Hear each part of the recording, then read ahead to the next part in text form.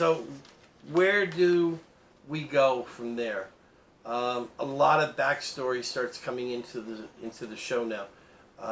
The cases are somewhat quicker, and there's an introduction of a new bad guy, the Cinnamon. Yeah. Well, that's after they Lucifer kills Azrael. Yeah, and with his own blade. Yep, and Lucifer actually has the blade. And I believe it was still season 2 when he returned it to Azrael's grave. Right. Yeah. And there were a lot of good episodes in season 2. Character development was a lot stronger. Mom being brought in. Originally, I thought, why? Is this really any good? It was scary at first because the idea of her taking a form of all people, a lawyer, she worked for a lot of the clients that survived Lucifer and Chloe's capture. Yep. The ones they brought in alive. And, in the background, you still had the Cinnamon happening. And that was a prelude to season 3, where they were building up to a reveal of who the Cinnamon was and what it would be. At the end of season 2, Lucifer was ready to destroy himself. He cut his wings off several times. Well, his wings didn't grow back until season 3, if I remember right. The first episode. Was it? Yeah, and I believe the Cinnamon wasn't introduced until at that point. Because he wanted to know who kidnapped him and left him in the desert. Right, but I mean, I believe that there was mention. Might have been. Because there were some people that were really tortured, and by the time Lucifer was involved with the Cinnamon attacking him, it was a new character being introduced. He was still dealing with Mom, a lot of the issues with Mom. Yep. And giving our own universe. Yeah, I had a problem with that. I myself, there are certain things that you can and can't do, and there's a limitation. Creating a universe for his mother, great thing to do. Any boy wants to do for his mom, but when you're speaking Lucifer, it would have been easier to send her back to hell. Yeah. She had escaped. He should look into how she did it because other people could, and it was never really closed down like her route out. So, yeah, which finally brings us to season 3, and the introduction of Lieutenant Marcus Pierce, played by Tom Welling. Yeah. Immediately, I took a dislike to him. Yeah. Well, he played the kind of nasty character, unlike the character he played in Smallville. Yeah. Part of what he played in starting fresh, he didn't care for Dan immediately. Yeah. Referred to him as a crooked cop. Yep. Wanted to put him on desk duty. And wanted to show up at the sites as a lieutenant who really wouldn't be the first person out in a crime scene. Yeah. He would do it himself and send his troops. Yeah. And as it turns out,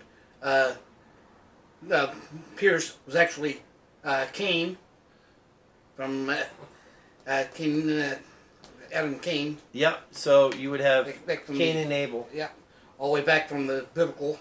And like I said, he's the world's first murderer. Yeah, and as we find out more and more, you start to dislike him. you're not really introduced to the fact that he's Cain till later on in the series. Yeah. At, Until the season. Yeah, or the season. You know, I really think that in watching all the series on a weekend would drive somebody crazy. Yeah. Because going from season 1 to season 3 and binging on that kind of takes away. It kind of ruins a little bit of it because it's sensory overload. And we haven't mentioned that turns out that Cain, or Pierce, is also the Cinnamon. Yeah, and big reveal when that happened. He reveals it to Lucifer, and he also reveals that he's, Cain with the mark. And he's looking to, as an immortal, become mortal and die. He's tired. He wants it to end. And then when he finds out this mark is gone, he's fallen in love with Chloe. Yeah. Season 3, we see a development where Chloe moves on from Dan and the idea of ever getting back together, and the idea of her and Lucifer, as we all thought this is how this would play out. She falls for Cain, and when Pierce realizes he's in love with her, that's when the mark disappears. Yeah, and then he wants to actually live. Right. But he's made a deal with Maz that she gets to kill him, and in doing so, they're going to frame Lucifer, and Lucifer will have to go back to hell. Everybody through the series have tried to take Lucifer back to hell. Be it framing him, be it taking and Menadil wanting to force him back. The whole idea is that hell needs him, and to make things correct or right, they all assume that if he goes back to hell, everything in the world will straighten out. Yeah. Well, when you have immortals, okay, that are walking the earth, there's an issue. When you have Azrael being able to come to the earth when he wants to, there's an issue. When Menadil can come to the earth and have a child, there's no issue. But when Lucifer decides to take a break and he decides to come to earth, everybody has a head fit. Yep. Yeah. Now, also at the end of season 3, we get Cain, who's set a trap for Lucifer and Chloe. Right. But we've got to discuss, season 3 opener was one of the best. Yep, I agree there. Okay. Lucifer he's got his wings. He's got to get into a vehicle with these wings. Yeah. Well, you can bring him back into his body. Yep. Allows the only problem, and he tried cutting them off, but they kept growing back. And it continued. Now, one of the things that we haven't mentioned is through this whole, season 1, season 2, and season 3 is, when we have Dr. Linda Martin, okay, psychologist, and Lucifer is trying to figure out what's going on. Now, he's telling everybody he's the devil. Nobody believes him. Then he shows Linda. He shows Linda his devil face. And she freaks out. But continues to work with him. After she get over being freaked out. Yes. And that took her a little while. Right.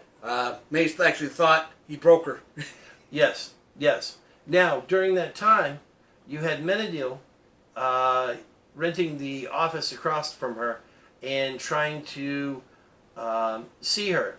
Now, during the time that Lucifer was seeing the doctor, we saw a romantic entanglement with the doctor. Yep. And then that finally stopped, which no psychologist should ever be dabbling with a patient. Exactly. We know the rules. But rules have to be broken, and when your name's Lucifer, you get away with a lot more. Should mention, it was to everyone else, he is Lucifer Morningstar. And for him, it was a significance in taking the name and having it. His nightclub, Lux, where all sin can happen.